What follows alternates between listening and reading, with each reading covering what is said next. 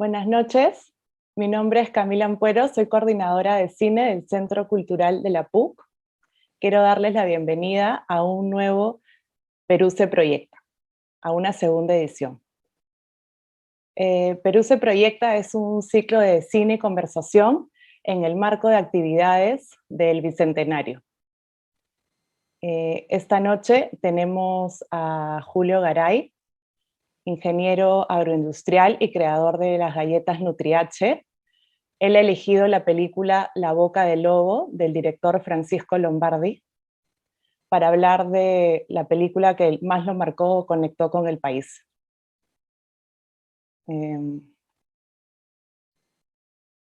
Agradecemos a Pancho Lombardi por autorizarnos a realizar el stream de la película y a la Fundación BBVA por acompañarnos en todas nuestras actividades. No se olviden que pueden hacer sus preguntas en los comentarios del Facebook del CCPUC. Nuestro invitado podrá contestar al final. El conversatorio está a cargo de Hugo Aguirre, profesor principal del Departamento de Comunicaciones de la Universidad, con quien los dejo. Buenas noches, Hugo. Tu micro, Hugo. Camila, me dijiste que tenga cuidado con eso y volví a caer en el mismo asunto, pero no te preocupes. ¿Cómo están todos? Muy buenas noches. Es una alegría inmensa estar nuevamente con ustedes y poder conversar ahora con Julio Garay en el marco de estas conversaciones que se vienen organizando desde el Centro Cultural de la Pontificia Universidad Católica del Perú. Hoy día vamos a conversar con Julio Garay, que es un peruano que se hizo conocido, como todos ustedes saben, por la fabricación exitosa y además ya ahora la distribución de estas galletas Nutri-H que permiten combatir la anemia, un asunto que en nuestro país ataca o aqueja a muchos niños en distintos lugares del país. Y eso lo hace un personaje especial, no solamente por la importancia de su trabajo y de la posibilidad que nos pone en nuestras manos de sacar a nuestros hijos de esos problemas nutricionales, sino porque es una persona que se conecta con el Perú a través del estudio y a través también del cine. Y él escogió una película de Francisco Lombardi, filmada en el 1988, que se llama La boca del lobo. Sobre ella vamos a conversar. Como todos ustedes saben, esta película cuenta una historia focalizada en los años en los que Sendero Luminoso tuvo un protagonismo nefasto en la vida de nuestro país. Y la película es también un mensaje extraordinariamente muy bien logrado por parte del director, los actores, la puesta en escena, en la que se da una mirada a ese momento histórico y contribuye a que nuestra memoria se fije en ello y logre también que reflexionemos sobre eso. Entonces vamos a empezar a conversar con Julio. Julio, bienvenido. La primera pregunta tiene una lógica cinematográfica. ¿Por qué razón escogiste La boca del lobo? No te vas a escapar de hablar después de la galleta, pero ahora nos interesa mucho por qué razón escogiste La boca del lobo. Muy buenas noches, Hugo. Muy buenas noches, Camila. Muy buenas noches a todas las personas que nos ven a través de la transmisión. Agradecido al programa que se está invitando, Perú se proyecta. Y de antemano también reciban los cordiales saludos de parte de todo el equipo de Nutriache, que en día a día venimos trabajando en distintas formas y de todas partes del Perú en la lucha contra la anemia y la desnutrición. Para poder responder a lo que me acabas de preguntar, Hugo, como sabemos, nosotros somos del departamento de Ayacucho, una de las regiones que ha sido golpeada enormemente por el Sendero Luminoso. Elegí esta película por dos razones. La primera es que mi familia, quienes representan mis padres, vivieron en carne propia del terrorismo. De antemano también mi madre, que es del distrito de Chusi, que por cierto ha iniciado el lugar donde que inició, quemando ánforas y distintas formas. Y la otra es porque es una situación que ha sido complicada para muchas familias peruanas. Es por ello que elegí la película La boca del lobo.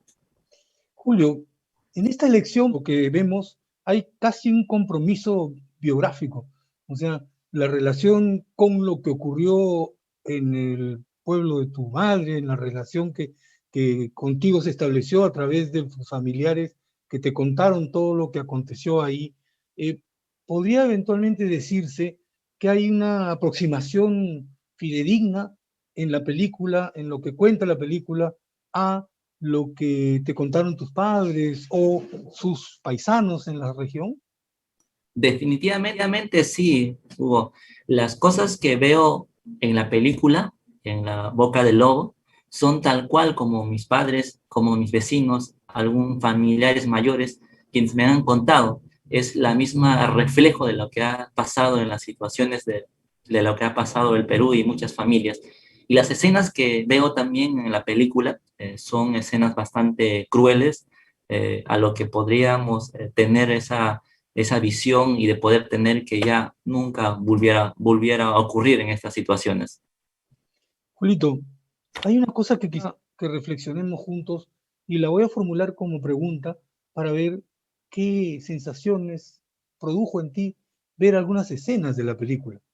Recuerdo, por ejemplo, que la película empieza con un texto que cuenta la historia de lo ocurrido en esos años, pero además hay una escena inicial en la que una niña pastora que regresa del campo a su pueblo, a Chuschi, encuentra en el atrio de la catedral, de la iglesia, en la plaza de armas, a unos asesinados por soplones por Sendero Luminoso. Lo que me llama mucho la atención, y supongo que también podría haber concurrido contigo, es que ese personaje aparece varias veces en la película, pero lo interesante es que hay una cara, hay una expresión que no es dramática, sino una especie de, una mirada como neutral, una mirada triste, una mirada constatadora de lo que está ocurriendo ahí, pero que figura y hace que nosotros sintamos el dolor terrible que significa lo que ella ve en esos momentos allá en Chuchi y en Ayacucho. ¿Tú qué opinión tienes sobre esa escena de la película? Sí, con respecto a lo comentado, Hugo, sí, bastante triste de poder lastimar a una familia y sobre todo a una familia de escasos recursos económicos. Las situaciones que viven mayormente en la parte sierra es bastante difícil y sacrificado de poder sostener a una familia, de poder sostener y cuidar a sus hijos. Es muy difícil. Hay otra escena también que me gustaría compartir, Hugo, es la escena cuando el ejército, uno de ellos mata a una de sus vaquitas, le da un disparo y cae, y el hombre y la señora bastante triste, acongojada, llora que su animal está derrumbada. Y hay una parte también que se da cuenta que la persona quien asesina a la vaquita siente esa optimismo, esa sensación de tristeza. Y hay un parte también de un arrepentimiento de no haberlo hecho, ¿no? Entonces, unas situaciones que yo pienso que el director Francisco Lombardi lo ha detallado minuciosamente para poder mostrarnos los hechos tal cual como han sucedido. Julio, tienes mucha razón. Lo que acabas de mencionar es sumamente interesante porque pone en evidencia la sensibilidad del director, que en esta película ha logrado un extrañísimo avance junto con los guionistas que cuentan la historia en cuanto a la posición de los distintos personajes, que además habitan mundos distintos, pero se encuentran en la escena, se encuentran en la historia y se encuentran como se encontraron en la realidad allá por los años 80 y 90 en Ayacucho. Lo menciono porque hay una escena un poquito anterior que es bien interesante, que es cuando están todos los soldados y sus superiores en la comisaría, después que han enviado al teniente con el preso hacia Huamanga y están discutiendo sobre cuestiones de comida, ¿te acuerdas? Entonces, los de Lima, hablan de que quisiera un cevichito, los otros defienden la comida de Puno, la cuestión aymara, pero hay como una mesa en la que todo el Perú está sentado alrededor de la posibilidad de compartir alimentos, pero hay muchas diferencias culturales. Eso, con lo que tú comentaste también a propósito de la escena de la vaquita, son como momentos en los que en la historia van narrando también toda la historia del Perú. No sé si te parece a ti más o menos similar esa cuestión, si la percibes así. Julio está ahí. Algo pasó, parece, con su conexión. Pero entonces me permito ir, mientras él se reconecta, comentándole que la película tiene, entre otras cosas, entre otras grandes virtudes, la capacidad de presentar los grandes desencuentros culturales que han sido parte de nuestra historia y parte también de nuestra modernidad compleja, porque cuando llegan en la película los militares a Chuchi, hablan de un pueblito alejado del Perú en el que sucede más o menos lo mismo que ocurre en otros pueblos de la Serranía Nacional.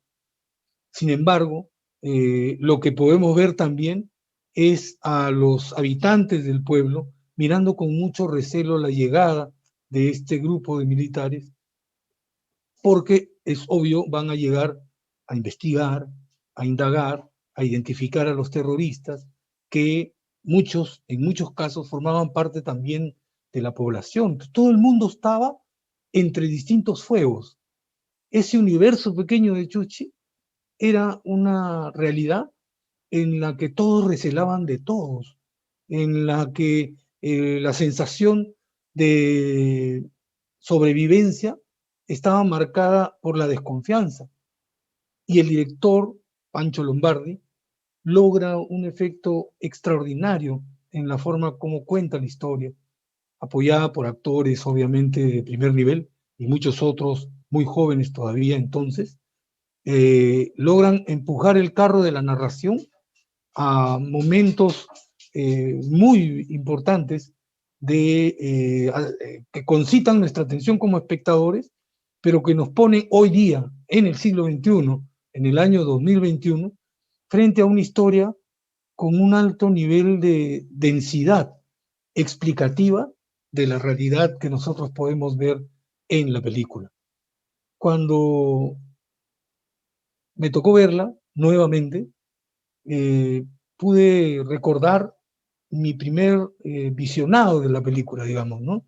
Y al hacerlo, por segunda y por tercera vez, empecé a encontrar algunos detalles importantes en la película. Y voy a pasar a citar algunos mientras se reconecta nuestro querido invitado, ¿no?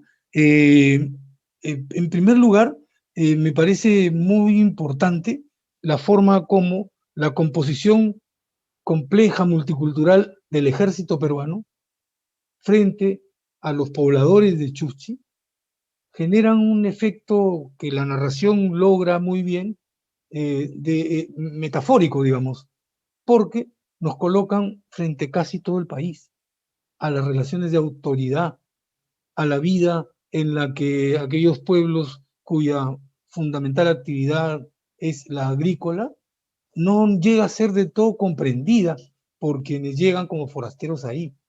Y entonces hay una esencia en la historia que está vinculada a la idea de las alteridades complejas y confrontadas, ¿no? La película nos muestra al ejército consistente, financiado, investido de autoridad frente a una población que recela, que se esconde, que no circula por la ciudad y que por otro lado está siendo estigmatizada como terrorista en su totalidad. Y eso fue parte de la operación tanto histórica, real como simbólica, que durante esos 20 años en los que Sendero Luminoso estuvo presente en la vida de todos los peruanos, ocurrió. Entonces, de alguna manera la película se instala en un momento inicial de toda esta historia, pero también nos permite entender el futuro, el presente, digamos, el siglo XXI, años después de que esta película se realizó. Ya había vuelto, creo, Julio Garay, pero acaba de volver a desaparecer. Ojalá que tengamos la oportunidad de volverlo a encontrar en esa ventana. Otra cosa que me parece importante Ahí está Julio. Justo, ya está. Ya está de vuelta. Julio, yo estaba intentando preguntar y contestar, felizmente que acabas de volver, y entonces te voy a recibir con una observación sobre la película que me gustaría que la comentes. Hay un momento en la película en la que la tensión a la que están sometidos los militares que llegan a Chusí, los lleva a entrometerse en la vida cotidiana del pueblo y se meten a una fiesta en la que cometen abusos, ¿no? En las historias que te contaron tus padres, tus abuelos, ese tipo de situaciones eran frecuentes, ocurrían, estaban formando parte de la vida cotidiana. Sí, definitivamente hubo, es que diversas escenas reflejan el mismo acontecimiento de la película En Boca del Lobo. Lo que también me han mencionado muchas violencias a lo que ha sido afectado las mujeres y por supuesto ambos bandos, lo que suelen ser dañados, tanto el Sendero Luminoso como también el Ejército. Lo que me cabe sido enormemente afectados. En su mayoría las mujeres que han sido violentadas, pero por supuesto son escenas bastante crueles, como les acabo de mencionar al inicio de la entrevista, a la cual no desearíamos que vuelva a ocurrir. Pues casi podríamos decir que la historia ha conjurado la posibilidad de que esto se repita. Los peruanos hemos tenido un gran sufrimiento alrededor de este par de décadas en la que nos hemos enfrentado a nosotros mismos sangrientamente, y además hemos contado una cantidad de muertos y desaparecidos en los distintos ámbitos y bandos, digamos, de esta guerra fratricida, que resultó muy doloroso. Julio, la película tiene también varios momentos muy esperanzadores, ¿no? En el propio ejército hay quienes hacen un esfuerzo por hacer las cosas bien.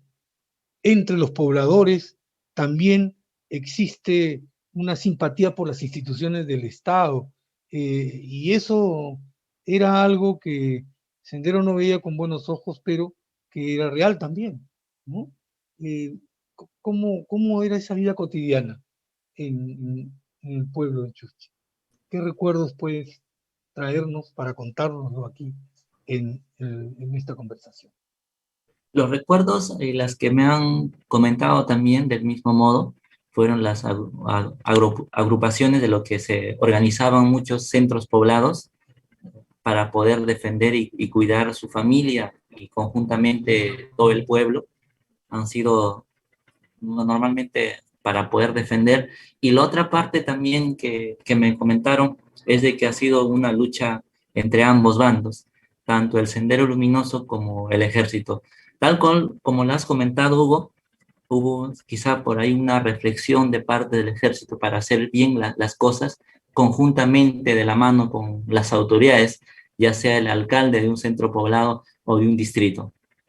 Sí, sí, precisamente acabas de traer a colación una de las escenas en las que el alcalde con mucho recelo se acerca al ejército, pero finalmente logra tener con ellos una conversación, por lo menos, ¿no?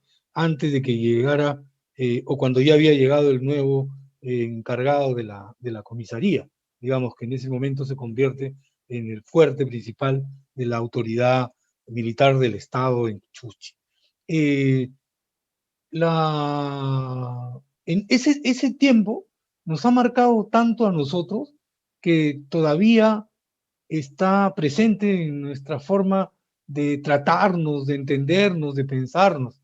Pero gente como tú, Julio, siempre encuentra de manera positiva una manera, un impulso creativo para salvar esas distancias, ¿no? Y ahí quiero pasar y salir del cine a la galleta, que me parece que es un asunto interesante. ¿Cómo es que te está yendo con eso? ¿De qué manera tu galleta se ha convertido en un símbolo de desarrollo, de relacionamiento entre los distintos, entre las distintas y complejas culturas que existen en nuestro país? ¿Han logrado que los niños coman esas galletas Nutri-H? Cuéntanos eso un poco. Sí, muchísimas gracias, Hugo. Efectivamente, esto se lo debemos a muchas personas quienes están detrás mío. Es un gran equipo que trabajamos en la lucha contra la anemia y la desnutrición. Somos más de 150 personas que venimos impulsando el proyecto NutriH. Inicié con un proyecto de tesis desarrollado dentro de la Universidad Nacional de San Cristóbal de Huamanga. Luego hice mis formulaciones. Posteriormente, para poder demostrar, se hicieron los planes pilotos, que ha sido una forma de poder ver la veracidad de las galletas. Y efectivamente, pudimos demostrar que en tan solo 30 días, reducir un 80% de los niños tendieron a subir su nivel de hemoglobina. Luego hicimos más planes pilotos, tanto en Ayacucho como en el distrito de Ventanilla, y es lo que ha evidenciado para que muchas familias confíen en nuestras galletas.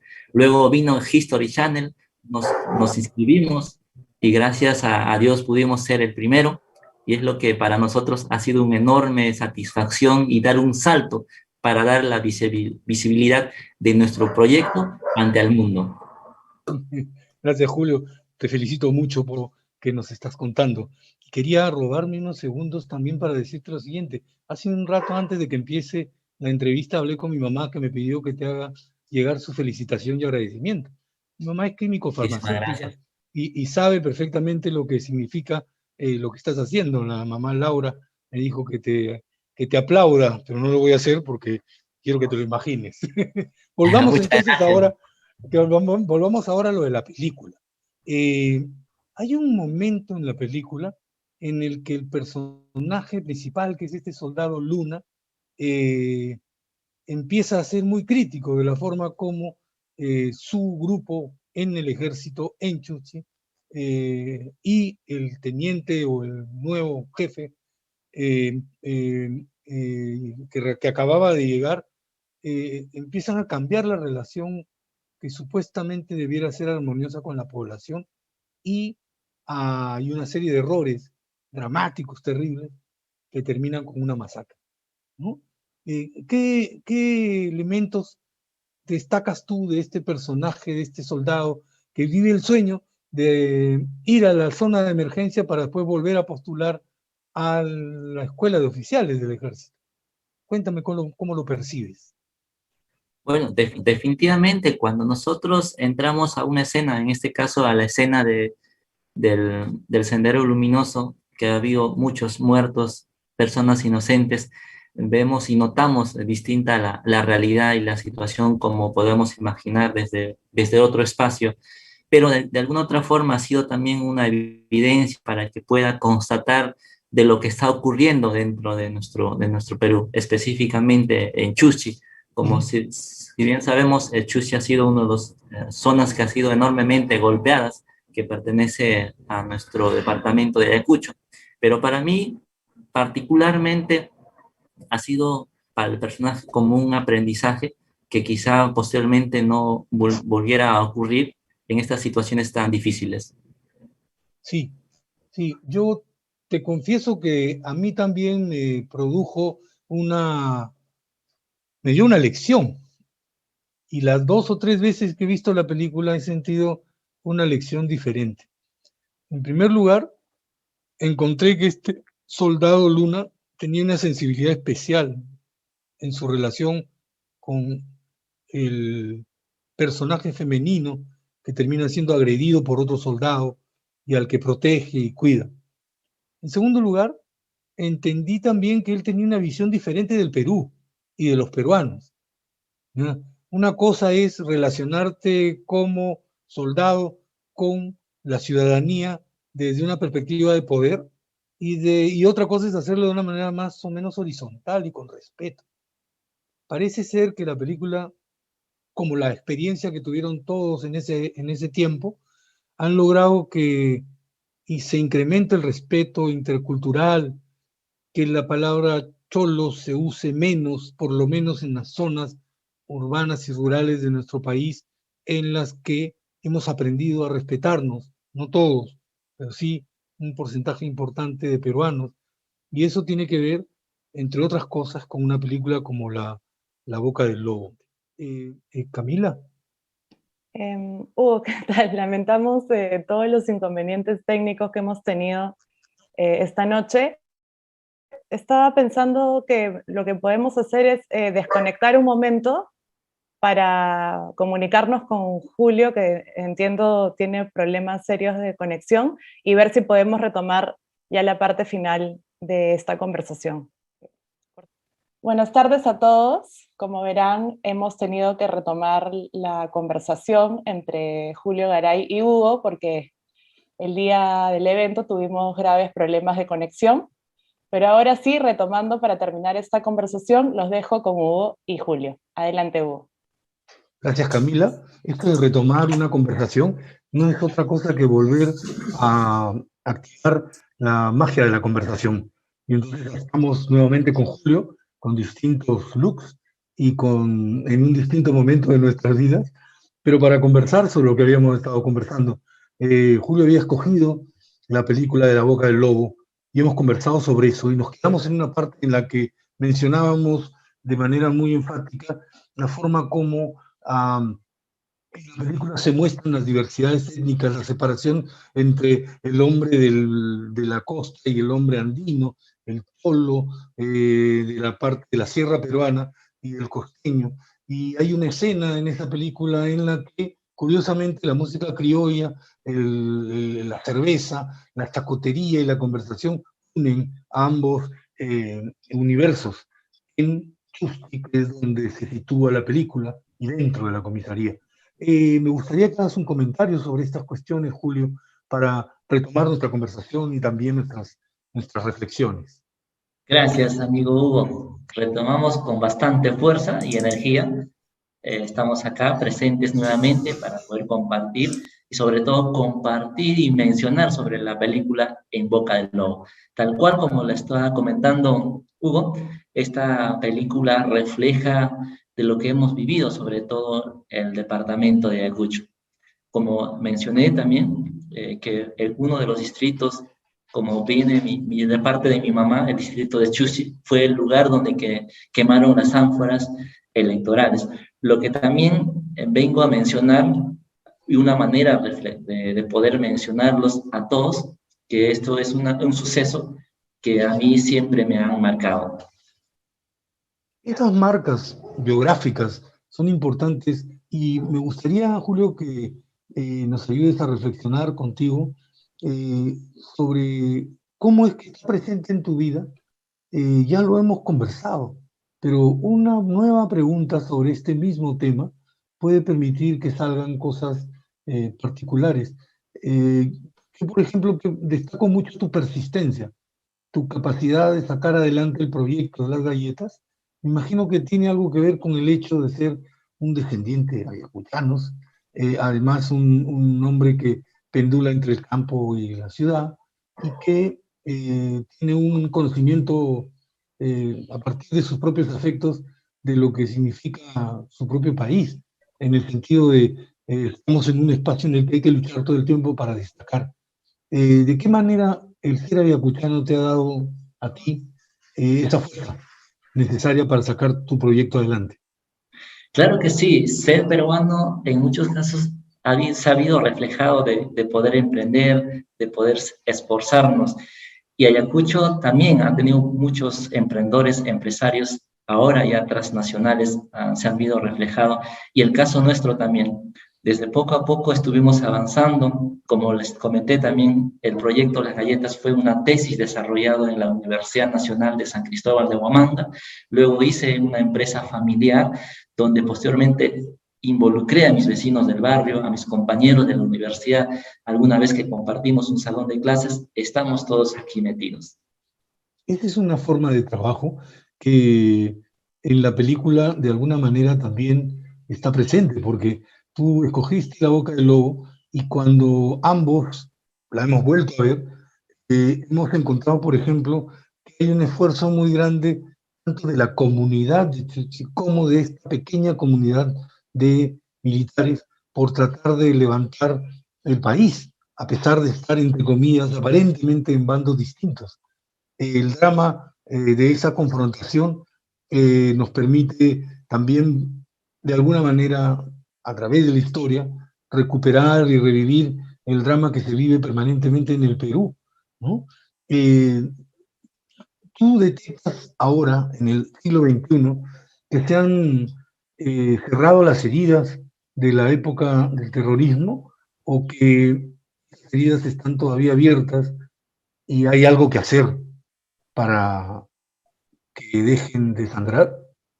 Sí, efectivamente, Hugo, los recuerdos aún quedan, pero a diferencia de hoy, en este año ya las cosas ya son distintas. Los centros poblados se convirtieron en distritos con habitantes, bastante población. La tecnología, al igual, está en el Valle, ya se cuenta con internet, cable, hay una mayor comunicación. Pero los recuerdos tanto de mis padres, de mis tíos, siempre terminan contándome sobre la lucha que se ha vivido en tiempos difíciles. Y la región que ha sufrido fue una de ellas, Ayacucho. Sí. Cuando me cuentas eso, obviamente nuestros corazones laten a un ritmo un poco más acelerado, ¿no es cierto, Julio?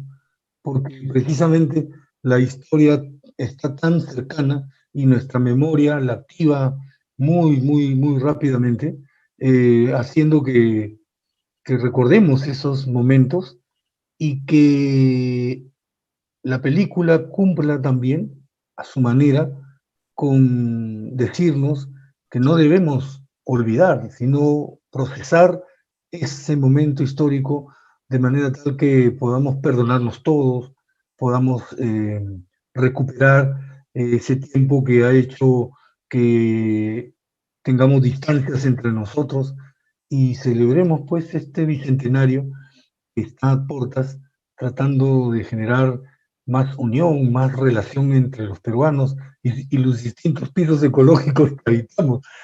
Julio, ¿tú sientes que tu trabajo, tus galletas, tu presencia en tu región contribuye a que el Perú desarrolle, mejore el trabajo que les das a tus compañeros de universidad?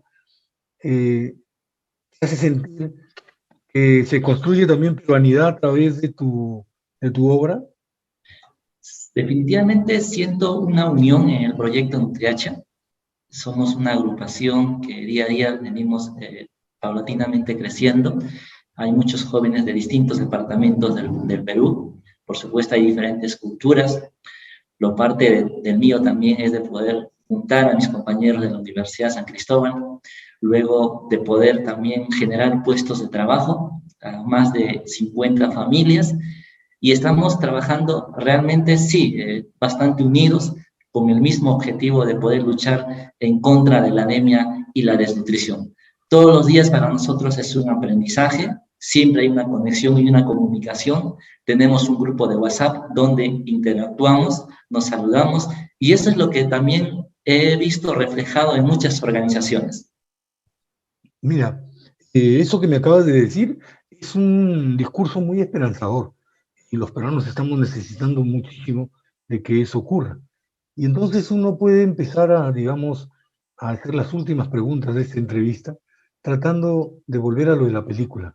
La metáfora de estar en la boca del lobo es una en la que se trata de reflejar el estar literalmente dentro del mismo peligro, porque el lobo nos puede comer.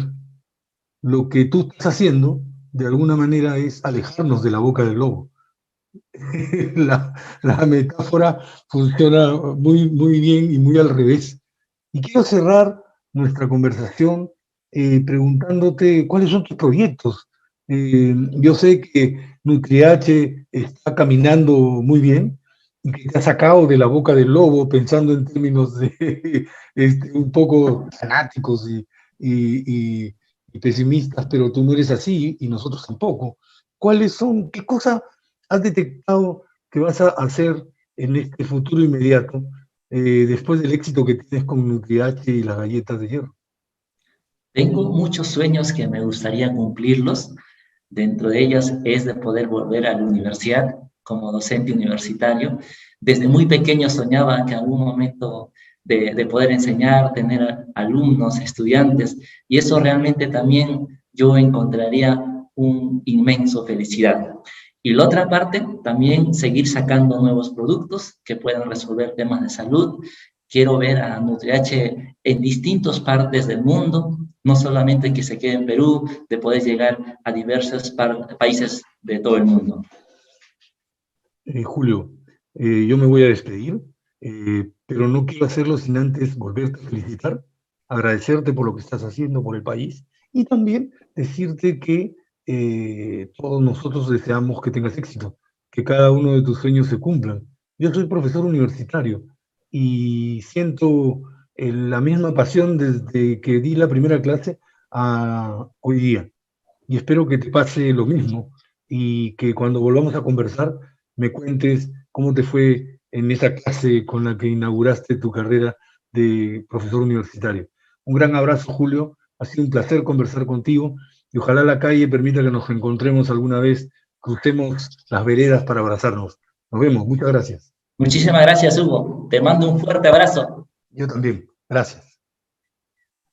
Muchas gracias, Hugo. Muchas gracias, Julio. Gracias a los que retomaron el video. Y nos vemos en el próximo Perú se proyecta el 3 de julio. Chao. Hasta entonces, muchas gracias.